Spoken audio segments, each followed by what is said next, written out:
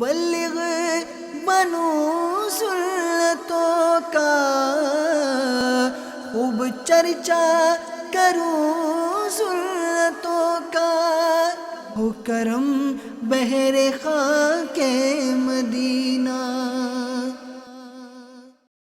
الحمدللہ رب العالمین والصلاة والسلام علی سید الانبیاء والمرسلین، اما بعد فاعوذ باللہ من الشیطان الرجیم، بسم اللہ الرحمن الرحیم۔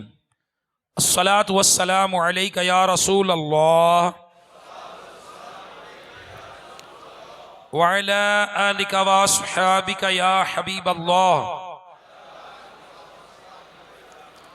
الصلاة والسلام علیک یا نبی اللہ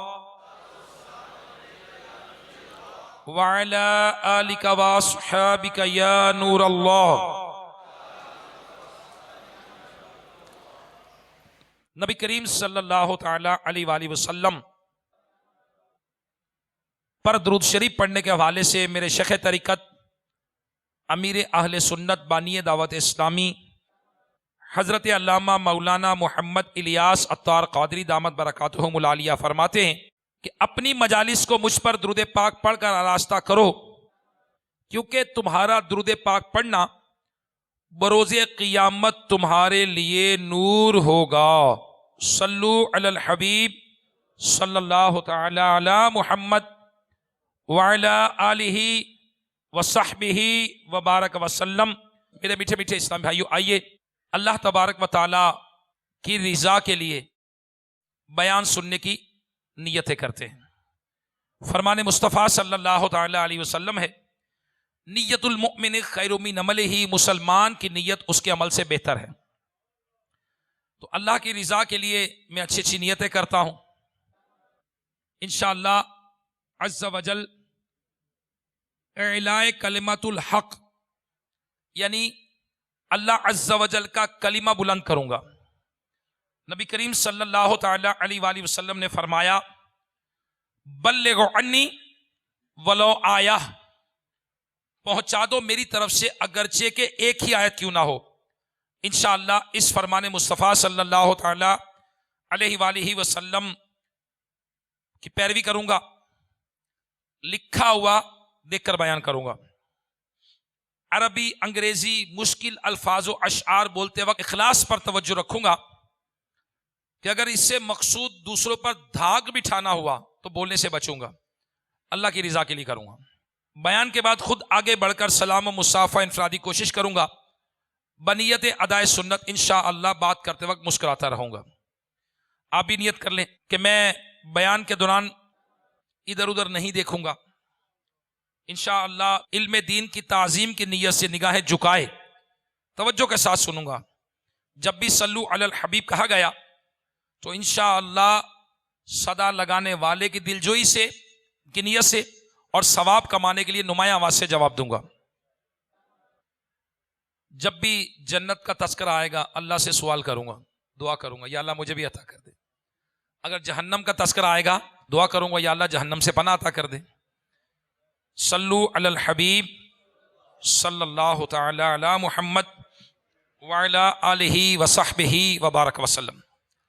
میرے میٹھے میٹھے اسلامی بھائیوں اور مدنی چینل کے ناظرین، ایک شخص شدید بیمار ہو گیا، ایسا لگتا تھا کہ اب یہ دنیا میں کچھ ہی دیر کا مہمان ہے۔ اس کے بچے، اس کی زوجہ، اس کے ماں باپ ارد گرد کھڑے آنسو بہا رہے تھے۔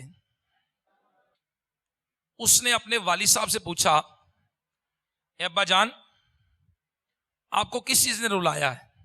اس کے ابا جی کہتے میرے جگر کے ٹکڑے، تیری جدائی کا غم مجھے رلا رہا ہے، ان قریب تو ہم سے جدا ہو جائے گا اور تیرے مرنے کے بعد ہمارا کیا بنے گا؟ اس شخص نے اپنی والدہ سے پوچھا، اے امی جان آپ کیوں رو رہی ہیں؟ اس کی ماں نے جواب دیا، اے میرے لال، میں دنیا سے تیری رخصتی کا سوچ کر رو رہی ہوں۔ اے میرے لال، میں تیرے بغیر کیسے زندہ رہوں گی؟ پھر اس نے اپنی بیوی سے پوچھا کہ تمہیں کس چیز نے رونے پہ مجبور کیا ہے؟ اس نے بھی کہا، اے میرے سرتاج، آپ کے بغیر تو میری زندگی اجیرن ہو جائے گی۔ آپ کی جدائی کا غم میرے دل کو گھائل کر رہا ہے۔ اے میرے سرتاج، آپ کے بعد میرا کیا بنے گا؟ پھر اس نے اپنے روتے ہوئے بچوں کو قریب بلایا اور بچوں کو بلایا اور پوچھا کہ میرے بچوں، تمہیں کس چیز نے رلایا ہے؟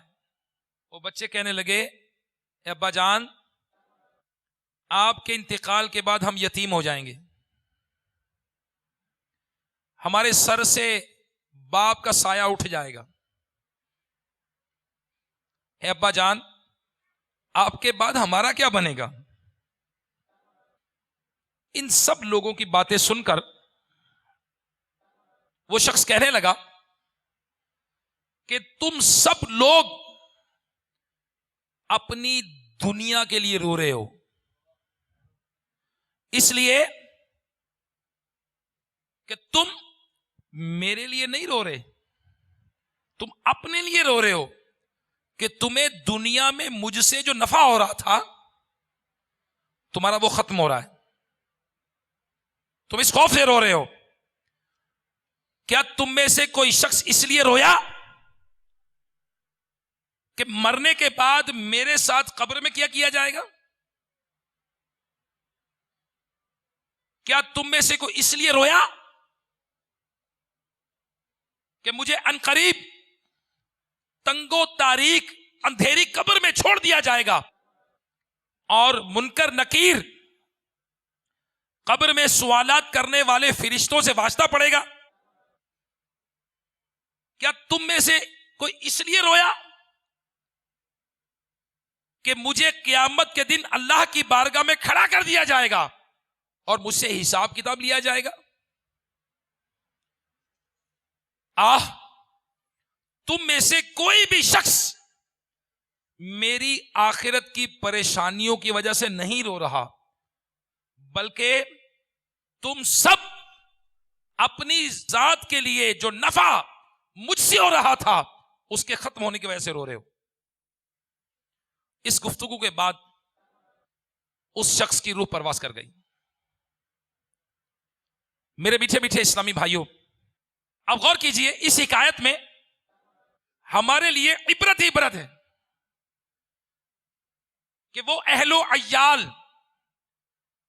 جن کے عیش و آرام کے لیے ہم اپنی نیندیں قربان کر دیتے ہیں، وہ اہل و عیال جنہیں آسائشیں دینے کے لیے ہم بڑی سے بڑی مشقتیں بھی خوشی سے برداشت کرتے ہیں، جن کی راحتوں کے لیے، جن کی خوشیوں کے لیے ہم اپنے آپ کو غموں کے حوالے کر دیتے ہیں، جو ہی ہمارا زندگی کا سفر ختم ہونا ہوتا ہے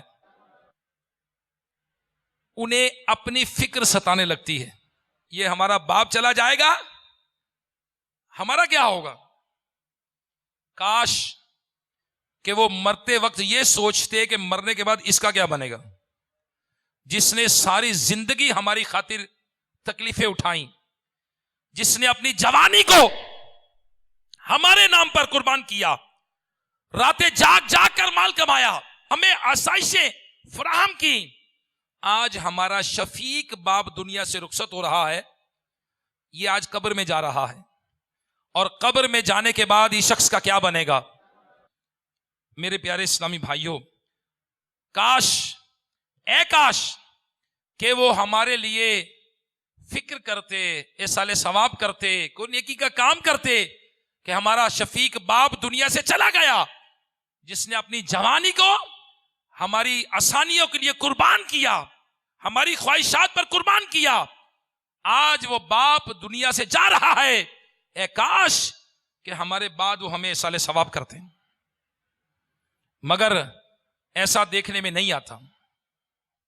آج میرے پیارے اسلام بھائیوں ہم غور کریں, مدنی چینل کے ناظرین بھی غور کریں کہ دوسروں کی دنیا روشن کرنے کے لیے خدا را ہم اپنی قبر میں اندھیرا نہ کریں. اللہ اکبر. مال و دولت, اہل و عیال کی محبت میں نیکیاں نہ چھوڑیے اور گناہوں میں نہ پڑیے. میرے پیارے اسلامی بھائیوں, ان سب کا ساتھ آنکھ بند ہوتے ہی چھوٹ جائے گا, جبکہ نیکیاں یہ قبر و آخرت بلکہ دنیا میں بھی کام آئیں گی. مگر افسوس کہ آج ہم میں سے اکثریت کی طاقت, توانائیاں, صلاحیتیں, ان کی جو آئی کیو لیول ہے, ان کا جو مال ہے, جو بھی ہے, وہ صبح سے شام تک اپنی دنیا کو بہتر بنانے کے لیے ہے, اس دنیا کو بہتر بنانے کے لیے, اور سارا دن اسی کام میں ہے, اور بدقسمتی سے آخرت کی فکر کم ہوتی دکھائی دے رہی ہے. میرے پیارے اسلامی بھائیوں, یاد رکھیے, نیک اعمال کی قدر اگر آج نہیں تو کل معلوم ہوگی. مگر افسوس کہ اس وقت سوائے حسرت کے کچھ اور ہاتھ نہیں آئے گا. دعوت اسلامی کے اشاعتی ادارے مکتبۃ المدینہ کے مطبوعہ 32 صفحات پر مشتمل رسالے قبر کے امتحان میں شیخ طریقت امیر اہل سنت حضرت علامہ مولانا محمد الیاس عطار قادری دامت برکاتہم العالیہ نقل کرتے ہیں کہ حضرت سیدنا عطا بن یسار رضی اللہ تعالیٰ عنہ فرماتے ہیں, جب میت کو قبر میں رکھا جاتا ہے تو سب سے پہلے اس کا عمل آ کر اس کی بائیں ران کو حرکت دیتا ہے اور کہتا ہے میں تیرا عمل ہوں. وہ مردہ پوچھتا ہے میرے بیوی بچے کدھر ہیں, میری نعمتیں کہاں ہیں, وہ میری دولت کدھر گئی؟ تو عمل کہتا ہے وہ تو سب پیچھے رہ گیا, اب میرے سوا تیرے ساتھ قبر میں کوئی بھی نہیں آیا.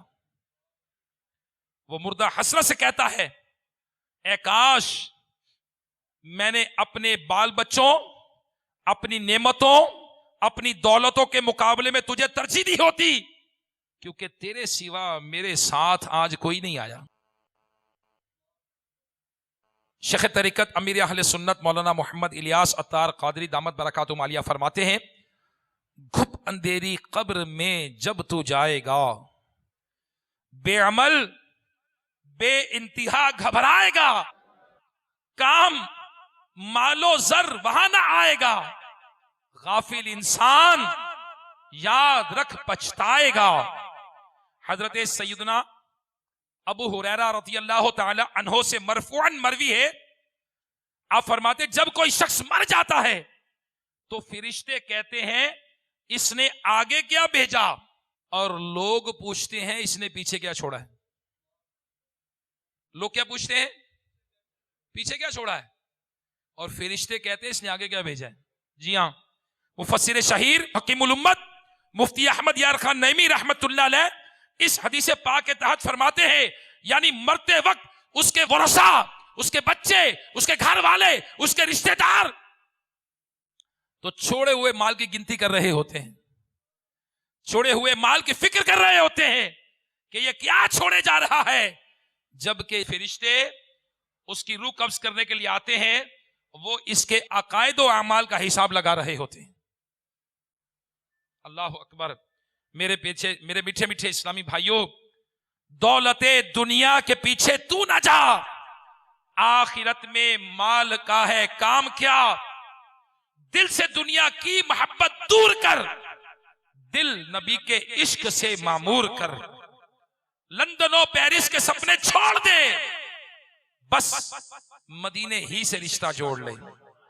جی ہاں, میرے شیخ طریقت امیر اہل سنت مولانا محمد الیاس عطار قادری دامت برکاتہم العالیہ نے, یہ نوجوان آج دعوت اسلامی کی پریزنٹیشن دیکھی آپ نے, آپ آج جامعات دیکھ رہے ہیں, مدارس دیکھ رہے ہیں, نوجوان دیکھ رہے ہیں, علماء دیکھ رہے ہیں, مبلغین دیکھ رہے ہیں. یہ وہی نوجوان ہیں جو لندن و پیرس کے سپنے دیکھا کرتے تھے, خواب دیکھا کرتے تھے, یہ گناہوں میں بدعمالیوں میں، بد کرداریوں میں مصروف تھے، مگر میرے شیخ طریقت امیر اہل سنت دامت برکاتہم العالیہ نے دعوت اسلامی کے ذریعے ان کی کایا پلٹ کے رکھ دی. اللہ اکبر. آج اللہ نے ہمیں موقع دیا، آج خدا را ہم اپنے اوپر غور کریں کہ ہم اس دنیا میں تنہا آئے تھے اور تنہا ہی اکیلے واپس جائیں گے، لیکن اس دنیا میں تنہا رہتے نہیں ہیں. آئے اکیلے تھے، جانا بھی اکیلے، مگر جتنا عرصہ دنیا میں رہے ہم اکیلے نہیں رہے، بلکہ بہت سارے افراد، ماں، باپ، بھائی، بہن، بیوی، رشتہ دار، عزیز و اقارب، دوست احباب وغیرہ ہماری زندگی کا حصہ ہوتے ہیں، اور وہ ہمارا خیال رکھتے ہیں، ہم ان کا خیال رکھتے ہیں، اور رکھنا بھی چاہیے، کیونکہ شریعت نے ان کے حقوق بھی رکھے ہیں. فطری طور پر ہمیں ان سے محبت ہوتی ہے اور انہیں ہم سے محبت ہوتی ہے، مگر اکثر لوگ اہل و عیال کی محبت میں ایسا گم ہو جاتے ہیں کہ پھر انہیں نہ قبر یاد رہتی ہے، نہ میدان محشر یاد رہتا ہے، نہ قیامت یاد رہتی ہے، بلکہ اس کا نتیجہ کیا نکلتا ہے؟ نتیجہ یہ نکلتا ہے کہ جب مؤذن اذان دینے والا بلا رہا ہوتا ہے، حی علی الصلاۃ، آؤ نماز کی طرف، حی علی الفلاح، آؤ بھلائی کی طرف، کامیابی کی طرف، سکسیس کی طرف، مگر یہ شخص بیوی بچوں کے ساتھ خوش گپیاں مار رہا ہوتا، رشتہ داروں کے ساتھ، دوستوں کے ساتھ، یہ کھانے پینے میں، خوش گپیوں میں مصروف ہے، اور ایسا مگن ہے کہ پھر بھری محفل چھوڑ کر مسجد میں جانے کو اس کا دل نہیں کرتا. اور ان کے بچوں کا اگر کسی سے جھگڑا ہو جائے تو اس جھگڑے پر اپنی اولاد کا قصور مان کر معافی مانگنے کی بجائے یہ مار داڑ پر اتر آتے ہیں. اللہ اکبر. شریعت کے اندر عورت کا پردہ ہے، مگر یہ اپنے شوہر کو راضی رکھنے کے لیے بے پردگی کا اشتہار بن جاتی ہے. اسی طرح بعض نادان ایسے ہیں جو اپنے گھر والوں کی خواہشات، فرمائشیں، ضروریات پوری کرنے کے لیے حرام مال کا وبال اپنے سر پہ لے لیتے، جو سراسر گھاٹے کا سودا ہے، سراسر گھاٹے کا سودا ہے. ہمارے پیارے آقا نبی کریم صلی اللہ تعالی علیہ وسلم نے ارشاد فرمایا، لوگوں پر ایک زمانہ ایسا آئے گا کہ مومن اپنے دین کو بچانے کے لیے ایک پہاڑ سے دوسرے پہاڑ، ایک غار سے دوسرے غار میں بھاگتا پھرے گا، تو اس وقت روزی اللہ کی ناراضی ہی سے حاصل ہوگی. اس وقت روزی اللہ کو ناراض کر کے حاصل ہوگی. پھر جب ایسا زمانہ آئے گا تو آدمی اپنے بیوی بچوں کے ہاتھوں ہلاک ہوگا. اگر اس کے بیوی بچے نہ ہوں گے تو والدین کے ہاتھوں ہلاک ہوگا. اگر اس کے والدین نہ ہوئے تو وہ رشتہ داروں اور پڑوسیوں کے ہاتھوں ہلاک ہوگا. صحابہ کرام علیہم رضوان نے عرض کیا، یا رسول اللہ صلی اللہ تعالی علیہ وآلہ وسلم وہ کیسے؟ آپ نے ارشاد فرمایا، وہ اسے مال میں کمی کا تانا دیں گے تو آدمی اپنے آپ کو ہلاکت والے کاموں میں ڈالنے میں مصروف ہو جائے، تو گویا انہی کے ہاتھوں ہلاک ہوا.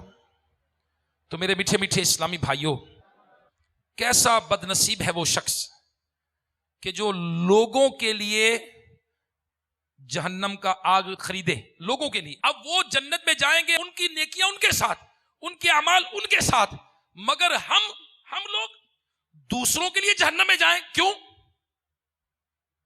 مروی ہے کہ مرد سے تعلق رکھنے والوں میں پہلے اس کی زوجہ اور پھر اس کی اولاد ہے، مگر یہ بیوی بچے قیامت کے دن اللہ کی بارگاہ میں عرض کریں گے، اے ہمارے رب، ہمیں اس شخص سے ہمارا حق لے کر دے. بیوی بچے قیامت کے دن اللہ کی بارگاہ میں دعویٰ دائر کر دیں گے، فریاد کریں گے، दावा करेंगे, या अल्लाह इनसे हमारा हक लेकर दे। यानी ये उसूल याद रखिए कि जिस तरह बीवी बच्चों में, माँ बाप में मोहब्बत दुनिया में है, ऐसी क़यामत के दिन नहीं होगी। ऐसी क़यामत के दिन नहीं होगी। बाप बेटे को नहीं पहचानेगा, बेटा बाप को नहीं पहचानेगा, माँ बेटे को करीब नहीं करेगी, बेटा माँ को करीब नहीं करेगा। जैसे दुनिया में मोहब्बत है, यहां भी आप दुनिया में देख लें, कई जानवर ऐसे हैं जो अपने बच्चे खुद ही खा जाते हैं, सांप है ना, और भी कई जानवर ऐसे हैं जो अपने बच्चे खुद ही खा जाते हैं। तो ये अल्लाह तबारक व तआला का निजाम कुदरत है कि उसने हमारे माँ बाप के दिल में हमारी मोहब्बत डाली, प्यार करते हैं। क़यामत के दिन ऐसा नहीं होगा। यहां हम कपड़े पहनते हैं, है ना, क़यामत के दिन इंसान के जिस्म पर लिबास नहीं होगा, लेकिन किसी की इस तरफ तवज्जो होगी नहीं, वो किसी दूसरे की तरफ देखेगा ही नहीं। उसको अपनी फिक्र होगी कि जमीन तांबे की, सूरज सवा मील पर आग बरसा रहा होगा, बंदा तप रहा होगा, जबान कांटे की तरह सूख जाएगी, प्यास, भूख, तकलीफ। उस वक्त इसको यह ख्याल नहीं आएगा कि कपड़े हैं नहीं है, उसका ज़हन में ख्याल ही नहीं होगा। तो अब क़यामत का दिन होगा, अल्लाह अकबर, बीवी बच्चे क़यामत के दिन अल्लाह की बारगाह में अर्ज करेंगे, ए हमारे रब, हमें इस शख्स से हमारा हक लेकर दे, क्योंकि इसने कभी हमें दीनी उमूर नहीं सिखाए थे और ये हमें हराम माल खिलाता था जबकि हमें इसका पता नहीं था। चुनाचे उस शख्स से इनका बदला लेकर दिया जाएगा। एक और रिवायत में है कि बंदे को मीजान के पास लाया जाएगा, उस तराजू के पास जिसमें नेकियां बदियां तोली जाएंगी, तो फिरिश्ते पहाड़ के बराबर उसकी नेकियां लेकर आएंगे। तो उससे उसके अहलो अय्याल की खबरगिरी और खिदमत के बारे में सवाल होगा और माल के बारे में पूछा जाएगा, कहां से हासिल किया, कहां खर्च किया, हत्ता कि इसके तमाम तर अमाल उनके बच्चों के, उनके लोगों के मुतालबात में खर्च हो जाएंगे और इसके बाद इसके पास कोई नेकी नहीं बचेगी। उस वक्त फिरिश्ते आवाज देंगे, ये वो शख्स है जिसकी नेकियां इसके बीवी बच्चे ले गए, अहलो अय्याल ले गए, और वो अपने आमाल के साथ गिरवी है, कुछ भी नहीं होगा उसके पास। मेरे मीठे मीठे इस्लाम भाइयों, उम्मुल मोमिनीन आयशा सिद्दीका तय्यबा ताहिरा रज़ी अल्लाह ताला अन्हा से मरवी है कि एक दिन नूर के पैकर तमाम नबियों के सरवर सल्लल्लाहु ताला अलैहि वसल्लम ने सहाबा किराम अलैहि रिदवान से पूछा, तुम जानते हो कि तुम्हारे अहलो अय्याल, माल और आमाल की मिसाल कैसे है? अर्ज की, अल्लाह तबारक व तआला और उसके रसूल बेहतर जानते हैं। नबी अलैहिस्सलातु वस्सलाम ने इरशाद फरमाया कि तुम्हारे अहलो अय्याल, तुम्हारे माल और तुम्हारे आमाल की मिसाल उस शख्स की तरह है जिसके 3 भाई हों, जिसके 3 भाई हों, और जब उसकी मौत का वक्त करीब आए तो अपने तीनों भाइयों को बुलाए और उनमें से एक से कहे कि तुम मेरी हालत देख सकते हो, देख रहे हो ना, मेरी मौत का वक्त है, तुम मेरी हालत देख रहे हो, तुम मेरे लिए क्या कर सकते हो? तो वो भाई जवाब दे, ए भाई, मैं तुम्हारे लिए इतना कर सकता हूं कि फिलहाल तुम्हारी तीमारदारी करूं, तुम्हारे साथ रहकर तुम्हारी हाजात और जरूरियात को पूरा करूं, पानी मांगते हो, खाना मांगते हो, जो मांगते हो मैं तुम्हें दूं, और फिर जब तुम्हारा इंतकाल हो जाए तो तुम्हें गुस्ल देकर कफन पहनाऊं, लोगों के साथ मिलकर तुम्हारा जनाजा उठाऊं, कभी मैं कंधा दूं, कभी कोई और जब तुम्हें दफन करके वापस आऊं तो जो कोई तुम्हारे बारे में पूछे मैं उसके सामने तुम्हारी भलाई अच्छाई बयान करूं। ये भाई, नबी पाक सल्लल्लाहु अलैहि वसल्लम ने फरमाया, ये भाई दर हकीकत अहलो अय्याल है, बीवी बच्चे। फिर नबी अलैहिस्सलातु वस्सलाम फरमाने लगे, सहाबा से पूछा कि तुम्हारा इस भाई के बारे में क्या ख्याल है?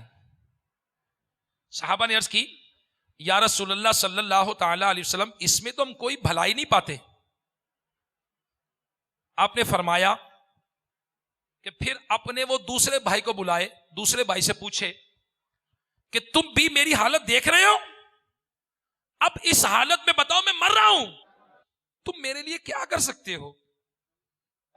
تو وہ جواب میں کہے میں اس وقت تک تمہارا ساتھ دوں گا جب تک تم زندہ ہو، اور جو ہی تم دنیا سے رخصت ہو جاؤ گے ہمارے راستے جدا ہو جائیں گے، کیونکہ تم قبر میں پہنچ جاؤ گے اور میں یہیں دنیا میں رہ جاؤں گا۔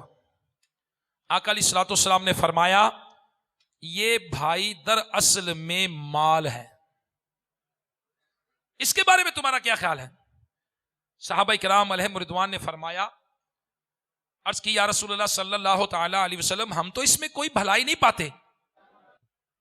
مدنی آقا صلی اللہ تعالی علیہ وسلم نے فرمایا پھر وہ اپنے تیسرے بھائی سے کہے، تیسرے بھائی سے کہے کہ یقیناً تم میری موت حالت دیکھ رہے ہو، میں مر رہا ہوں، تم بتاؤ اس حالت میں کیا کر سکتے ہو جبکہ تم نے میرے بیوی بچوں کا میرے مال کا جواب سن لیا، تم کیا کر سکتے ہو؟ وہ تیسرا بھائی اسے تسلی دیتے ہوئے کہے کہ میرے بھائی میں تو قبر میں بھی تمہارے ساتھ رہوں گا اور تمہیں وحشت سے بچاؤں گا، اور جب قیامت کا دن آئے گا میں میزان عمل میں ترازو میں جا کر بیٹھ جاؤں گا اور اسے وزندار کر دوں گا۔ نبی علیہ الصلوۃ والسلام نے فرمایا یہ اس کا عمل ہے، اس کے بارے میں تم کیا کہتے ہو؟ نیکیاں، عمل کیا کہتے ہو؟ صحابہ کرام علیہم رضوان نے عرض کی یا رسول اللہ صلی اللہ علیہ وسلم یہ تو بڑا اچھا دوست ہے، یہ تو بہت اچھا دوست ہے۔ آقا علیہ الصلوۃ والسلام نے فرمایا یہی حقیقت ہے۔ اب میرے میٹھے میٹھے اسلامی بھائیوں، ہمارے پیارے آقا مدینے والے مصطفیٰ صلی اللہ علیہ وسلم نے ایک آسان مثال کے ساتھ ہمیں دنیا میں نیک اعمال کی مثال سمجھائی۔ اب یقیناً اہل و عیال، مال، اعمال، نیکیاں، اس میں سے وفادار کون ہے؟ جی، اعمال، کہ جو مرنے کے بعد ساتھ نہیں چھوڑے گا، مرنے کے بعد ساتھ نہیں چھوڑیں گے، یہ قبر میں ساتھ چلے جائیں گے، قبر میں قبر کی وحشت سے بچائیں گے، قبر کی گرمی سے بچائیں گے، قبر میں تکلیف سے، بچھوؤں سے بچائیں گے، سانپ سے بچائیں گے، آگ سے بچائیں گے، اور قیامت کے دن جب گرمی کا عالم ہوگا ہمارے اعمال کا وزن کیا جائے گا تو یہ ترازو میں جا کر اعمال وزن دار کر کے ہمیں جنت میں لے جانے کا سبب بنیں گے۔ تو میرے میٹھے میٹھے اسلامی بھائیوں، اسی بات کے پیش نظر اب مجھے بتائیے پیارے اسلامی بھائیوں، ہمیں کس طرف توجہ زیادہ کرنی چاہیے؟ مال کی طرف، جو کہ آنکھیں بند ہوئیں، بلکہ آنکھیں بند نہیں ہوئیں، پہلے ہی بٹوارے شروع۔ ایسا بھی ہوتا ہے ماں بیمار ہو، باپ بیمار ہو، اولاد رجسٹریاں اٹھا کے بھاگ جاتی ہے، اس کے زیور غائب ہو جاتے ہیں، ماں چارپائی پہ ہے، باپ ہاسپٹل میں ہے، اس کے کاغذ غائب، اس کے پرائز بونڈ غائب، اس کے مال غائب، بھائیوں میں پھڈا، بہنیں لے، وہ کہے گا بہن لے گئی، وہ کہے گا فلاں لے گئی۔ رشتہ داروں میں ہوتا ہے یا نہیں ہوتا؟ حساب کتاب ہوتا ہے کہ نہیں ہوتا؟ باپ بیمار ہے، ماں بیمار ہے۔ مجھے کس ٹائم میں نے بتایا کہ ایک شخص کی والدہ بیمار ہوئی، سخت بیمار، چارپائی پہ ہے، اور اس کے چشمے کا جو فریم تھا وہ سونے کا تھا۔ اب اس کی بیٹی کہہ رہی یہ تو میں لوں گی۔ اب بتائیے کہ بجائے کہ ماں کی خدمت کرے، اس وقت ماں کے لیے دعا کرے، ماں سے دعا کروا لے نا ماں سے، بجائے کہ اس کے ماں کو یوں ہٹ کرے، تکلیف دے۔ اب ہمارا اسلام کیا کہہ رہا ہے کہ مریض کے پاس جاؤ، ماتھے پہ ہاتھ رکھو اور کہو لا باس طہورن، تسلی دو اس کو، لا باس طہورن، کوئی بات نہیں، مرض پاک کرنے والا ہے، گناہوں سے پاک کرنا ہے، اللہم اشفیہ، اللہم عافی، اللہ آپ کو صحت دے، اللہ عافیت دے۔ عیادت کی دعا تو یہ ہے، اور یہاں کیا کہا جاتا ہے؟ یہ میں لوں گا، یہ میں لوں گا، یہ میں لوں گی، یہ میں لوں گی۔ وہ مال جسے بڑی محنت سے کمایا، دن رات ایک کر کے کمایا، اس وجہ سے لوگوں نے ہم سے لڑائیاں کی، اس وجہ سے لوگوں نے ہم سے حسد کیا، اس وجہ سے ہمارا کمپٹیشن ہوا، اس وجہ سے لوگوں سے باتیں کی، اس وجہ سے لوگ ہمارے حاسد ہوئے، اس وجہ سے لوگوں نے ہم پہ ظلم کیے, اس وجہ سے لوگوں نے طرح طرح کی باتیں کی. جس مال کے لیے باتیں کی, آج وہی مال ہمارے جانے والے رشتہ دار بٹوارا کر رہے ہیں اور ہم باپ چار پہ پڑا ہے. اس ذلیل دولت کے لیے ہم نے اپنی نمازوں کو چھوڑا, ہم نے نیکیوں کو چھوڑا, ہم نے اجتماعات کو چھوڑا, ہم نے نیک اعمال کو چھوڑا اسی ذلیل مال کے لیے. اللہ اکبر میرے پیارے اسلامی بھائیوں. مگر افسوس کہ آج کچھ لوگ مال کو زیادہ اہمیت سمجھتے ہیں, اور افسوس کی بات ہے کہ مال اس وقت تک ساتھ ہے جب تک سانس میں سانس ہے. جیسے سانس بند ہوا اب مال ورثاء کے پاس چلا گیا. میرے پیارے اسلامی بھائیوں, نبی پاک صلی اللہ تعالی علیہ وسلم نے فرمایا کہ جو بھی یہاں سے مر کر جاتا ہے وہ پشیمان, شرمندہ, نادم ضرور ہوتا ہے. جو بھی جاتا ہے اگرچہ وہ نیک ہو یا بد ہو. صحابہ نے عرض کی یا رسول اللہ صلی اللہ تعالی علیہ وسلم ندامت کس بات پر؟ آپ نے فرمایا کہ اگر وہ نیک ہوتا ہے تو وہ نادم ہوتا ہے کہ کاش کچھ اور نیکی کر لیتا, اور اگر خطا کار اور گناہگار ہوتا ہے تو نادم ہوتا ہے, حسرت کرتا ہے کہ میں گناہوں سے باز کیوں نہیں آیا. مفتی احمد یار خان نعیمی رحمت اللہ علیہ اس حدیث کے تحت لکھتے ہیں لہٰذا ہر شخص کو چاہیے کہ موت سے پہلے زندگی اور بیماری سے پہلے تندرستی, مشغولیت سے پہلے فراغت کو غنیمت جانے, اور موقع ملے تو نیکی کو فوراً کر گزرے. میرے میٹھے میٹھے اسلامی بھائیوں, دنیا میں روزانہ بے شمار بچے پیدا ہوتے ہیں اور بے شمار لوگ دنیا سے چلے جاتے ہیں. آنے جانے کا سلسلہ جاری ہے. اس لیے اگر کوئی سمجھے کہ میں ہمیشہ رہوں گا, یہ تو ہو ہی نہیں سکتا, اس نے جانا ہے. اللہ اکبر. اور ہمیشہ ہم دوسروں کے جنازے دیکھتے ہیں, اے کاش کہ یہ سمجھے کہ کسی دن اس چارپائی کے اوپر میں بھی لیٹا ہوں. حضرت ابو ہریرہ رضی اللہ تعالیٰ عنہ جب کوئی جنازہ دیکھتے تو فرماتے چلو ہم بھی تمہارے پیچھے آنے والے ہیں. جنازہ کیا کہہ رہا ہے؟ جنازہ کیا کہہ رہا ہے کہ آج مجھے لے جایا جا رہا ہے, کل آپ بھی میرے پیچھے آئیں گے. اور میرے پیارے اسلامی بھائی, قبر روزانہ پکار کر یہ کہتی ہے کہ میں مسافرت کا گھر ہوں, میں تنہائی کا گھر ہوں, میں مٹی کا گھر ہوں, میں کیڑے مکوڑوں کا گھر ہوں. جب بندہ مومن کو نیک آدمی کو دفنایا جاتا ہے تو قبر کہتی ہے مرحبا, تو اپنے ہی گھر میں آیا, میری پیٹھ پر چلنے والوں میں سے تو سب سے پیارا لگتا تھا مجھے. آج جب تم میرے حوالے کر دیے گئے ہو تو تم عنقریب دیکھو گے میں تم سے کیا سلوک کرتی ہوں.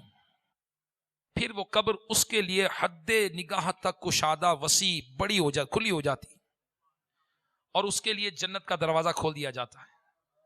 مگر جب گناہگار یا کافر کو دفن کیا جاتا ہے تو قبر کہتی ہے نہ تجھے آنا مبارک ہو اور نہ ہی یہ تیرا گھر ہے, میری پیٹھ پر چلنے والوں میں میرے نزدیک تو سب سے برا آدمی تھا, اور آج جب تجھے میرے سپرد کیا گیا ہے تو عنقریب تو دیکھے گا کہ میں تیری کیسی خبر لیتی ہوں.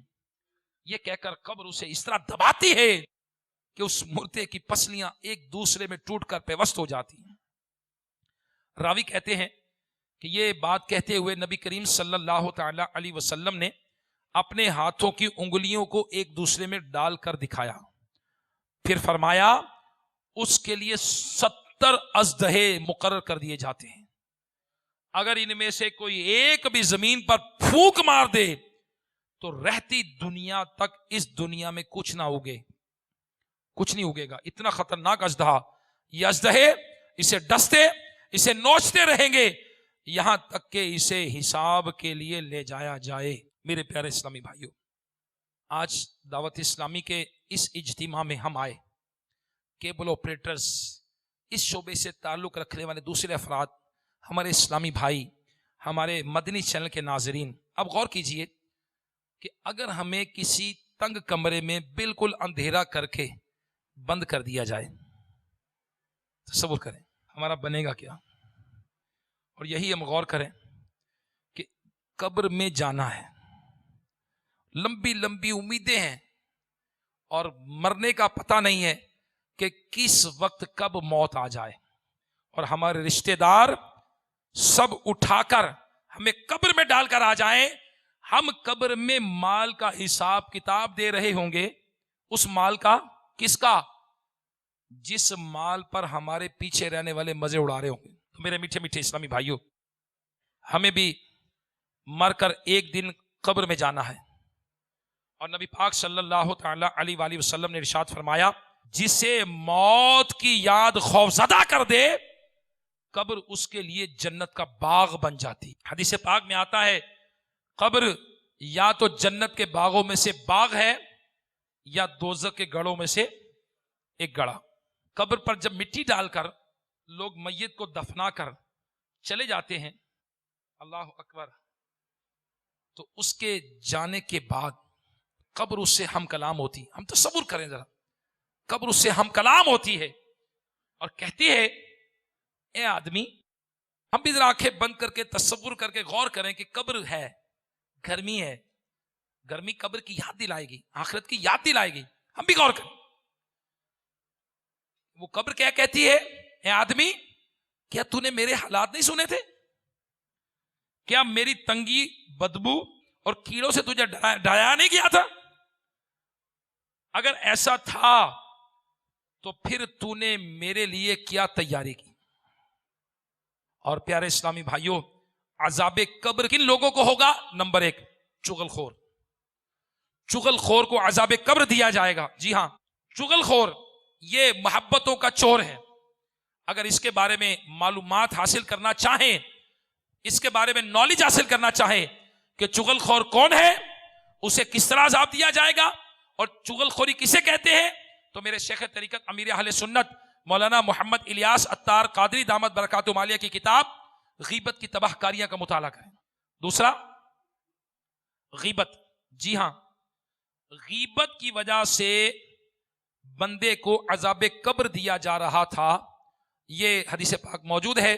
تو غیبت جو ہے یہ قبر میں عذاب کا سبب بنے گی۔ صدر الشریعہ بدر الطریقہ حضرت مفتی محمد امجد علی اعظمی رحمت اللہ تعالی علیہ نے جو غیبت کی تعریف بہار شریعت میں بیان کی، وہ یہ ہے کہ کسی شخص کے پوشیدہ عیب کو اس کی برائی کے طور پر ذکر کرنا، یہ کیا ہے؟ غیبت۔ اور غیبت، اللہ اکبر، غیبت ایمان کو کاٹ کر رکھ دیتی ہے، غیبت برے خاتمے کا سبب ہے، غیبت کرنے والے کی دعا قبول نہیں ہوتی، اور غیبت نماز روزے کی نورانیت کو دور کر دیتی ہے، اور غیبت سے نیکیاں برباد ہو جاتی ہیں، غیبت نیکیوں کو جلا دیتی ہے۔ غیبت کرنے والا اگر توبہ کر بھی لے تو پھر بھی سب سے آخر میں جنت میں جائے گا۔ غیبت کرنا کبیرہ گناہ، حرام اور جہنم میں لے جانے والا کام ہے۔ غیبت زنا سے بدتر ہے، اور مسلمان کی غیبت کرنے والا سود سے بھی بڑے گناہ میں مبتلا ہے۔ غیبت کرنے والا عذاب قبر میں گرفتار ہوگا۔ اب میرے پیارے اسلامی، اگر اس کی معلومات چاہیے تو شیخ طریقت امیر اہل سنت دامت برکاتہم العالیہ کی کتاب غیبت کی تباہ کاریاں کا مطالعہ کریں۔ نماز نہ پڑھنا، یہ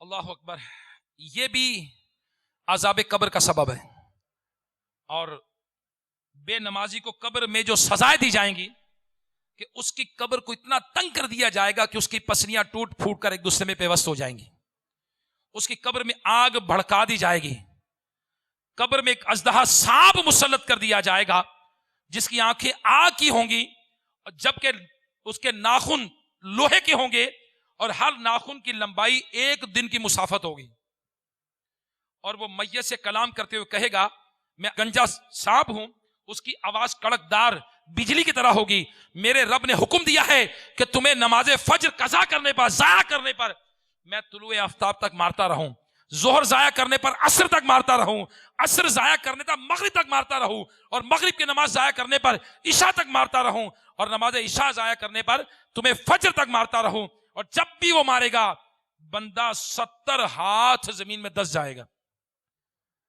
یہاں تک کہ قیامت کے دن تک اسے یہ عذاب ہوتا رہے گا۔ اور پیارے اسلامی بھائیوں، والدین کی نافرمانی یہ بھی عذاب قبر کا سبب ہے۔ جی ہاں، اور زکوٰۃ نہ دینا یہ بھی عذاب قبر کا سبب ہے. شراب پینا عذاب قبر کا سبب ہے. زنا کرنا عذاب قبر کا سبب ہے. جھوٹی قسمیں کھانا عذاب قبر کا سبب ہے. میرے میٹھے میٹھے اسلامی بھائیو، روزہ نہ رکھنا عذاب قبر کا سبب ہے. دعوت اسلامی کے شادی ادارے مکتبۃ المدینہ کے مطبوعہ 32 صفحات پر مشتمل رسالے کفن چوروں کے انکشافات میں ایک مرتبہ خلیفہ عبد الملک کے پاس ایک شخص گھبرایا ہوا آیا اور حاضر ہوا. عرض کی آقا میں بے حد گناہگار ہوں، علی جا میں چاہتا ہوں کہ میرے لیے معافی ہے بھی یا نہیں. خلیفہ نے پوچھا تیرا کیا گناہ زمین و آسمان سے زیادہ ہے؟ اس نے کہا بڑا ہے. خلیفہ نے پوچھا کیا تیرا گناہ لوح و قلم سے زیادہ ہے؟ اس نے کہا زیادہ ہے. پوچھا تیرا گناہ عرش و کرسی سے بھی بڑا ہے؟ وہ کہنے لگا بڑا ہے. خلیفہ نے پوچھا یقیناً تیرا گناہ اللہ کی رحمت سے بڑا نہیں ہو سکتا، اللہ کی رحمت زیادہ ہے. یہ سن کر اس کے سینے میں تھما ہوا طوفان آنسو کے ذرا امڑ پڑا. وہ رونے لگا، دھاڑے مارنے لگا. خلیفہ نے پوچھا بھائی آخر کار پتا تو چلے تو نے گناہ کیا کیا ہے؟ اس پر اس نے جواب دیا حضور مجھے آپ کو بتاتے ہوئے بڑی ندامت ہو رہی ہے، میں عرض کیے دیتا ہوں شاید میری توبہ کی کوئی صورت نکل آئے. یہ کہہ کر اس نے داستان عبرت نشان سنانی شروع کی. کہنے لگا علی جا میں کفن چور ہوں اور کفن چرانے کی نیت سے میں نے 5 قبریں کھودی. جب پہلی قبر کھودی تو مردے کا منہ قبلے سے پھرا ہوا تھا. میں خوفزدہ آ کر جو ہی پلٹا تو ایک غیبی آواز نے مجھے چکا دیا. کوئی کہہ رہا تھا اس مردے سے عذاب کا سبب تو پوچھ لے. میں نے گھبرا کر کہا مجھ سے ہمت نہیں ہوتی، تمہیں بتا دو. آواز آئی یہ شخص شرابی اور زانی تھا. دوسری قبر کھودی تو ایک دل ہلا دینے والا منظر میری آنکھوں کے سامنے تھا. کیا دیکھتا ہوں مردے کا منہ خنزیر جیسا ہو چکا ہے اور توق اور زنجیروں میں جھکڑا ہوا ہے. غیب سے آواز آئی یہ جھوٹی قسمیں کھاتا تھا، حرام روزی کھاتا تھا. تیسری قبر کھودی، اس میں بھی بھیانک منظر تھا. مردہ گدی کی طرف سے زبان نکالے ہوا تھا، اس کے جسم میں آگ کی کیلیں ٹھونکی گئی تھی. غیب سے آواز آئی یہ غیبت کرتا تھا، چغلی کھاتا تھا اور مسلمانوں کو آپس میں لڑواتا تھا. چوتھی قبر میں نے کھودی تو میری نگاہوں کے سامنے ایک بے حد سنسنی خیز منظر تھا. مردہ آگ میں الٹ پلٹ ہو رہا تھا. فرشتے اس کو آگ کے گرزوں سے ہتھوڑوں سے مار رہے تھے. مجھ پر ایک دم دہشت طاری ہو گئی. میں بھاگ کھڑا ہوا. میرے کانوں میں غیبی آواز گونج رہی تھی کہ یہ بد نصیب نماز اور رمضان کے روزوں میں سستی کرتا تھا. 5ویں قبر کھودی تو اس کی حالت 4 قبروں سے بالکل مختلف تھی. قبر حد نظر تک وسیع اور اندر ایک خوبصورت نوجوان بیٹھا ہوا تھا. غیب سے آواز آئی اس نے جوانی میں توبہ کر لی تھی اور نماز روزے کا سختی سے پابند تھا. تو میرے میٹھے میٹھے اسلامی بھائیوں، یہ دنیا آخرت کی کھیتی ہے. جو دنیا میں بوئیں گے وہی آخرت میں کاٹیں گے. میرے شیخ طریقت امیر اہل سنت مولانا محمد الیاس قادری صاحب فیضان سنت جلد اول کے صفحہ 872 پر لکھتے ہیں کہ منقول ہے کہ اللہ تعالیٰ نے حضرت موسیٰ علیہ السلام سے فرمایا میں نے امت محمدیہ کو 2 نور عطا کیے ہیں تاکہ وہ 2 اندھیروں کے ضرر یعنی نقصان سے محفوظ رہے.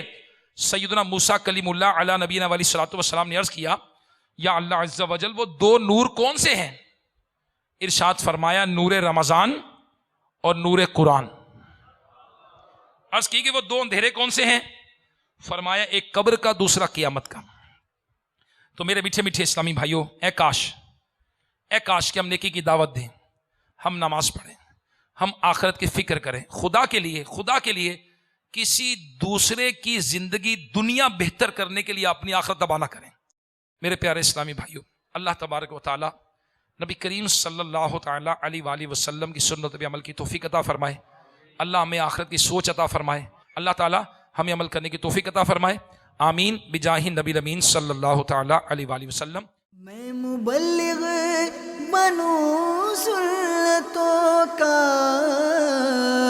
خوب چرچا کروں سنتوں کا ہو کرم بہر خاک مدینہ.